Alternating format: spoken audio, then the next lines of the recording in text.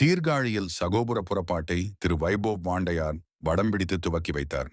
மயிலாடுதுறை மாவட்டம் சீர்காழியில் அமைந்துள்ள சட்டைநாதர் கோவிலில் ஆண்டுதோறும் சித்திரை மாதத்தில் திருமுலைப்பால் நிகழ்வு விமர்சையாக கொண்டாடப்படும். அந்த வகையில் தற்போது திருமுலைப்பால் நிகழ்வு கொண்டாடப்பட்டு வருகிறது. அதன் ஒரு பகுதியாக இன்று சகோபுர புறப்பாட்டிற்கு ஏற்பாடு செய்யப்பட்டிருந்தது. வழக்கமாக மூவேந்தர் முன்னேற்றக் கழக தலைவர் திரு ஜி.எம். ஸ்ரீதர் வாண்டையார் குடும்பத்தினரால் சகோபுர புறப்பாடு துவக்கி வைக்கப்படும். அதன்படி திரு வைபவ் வாண்டையார் சகோபுர புறப்பாட்டினை துவக்கி வைத்தார்.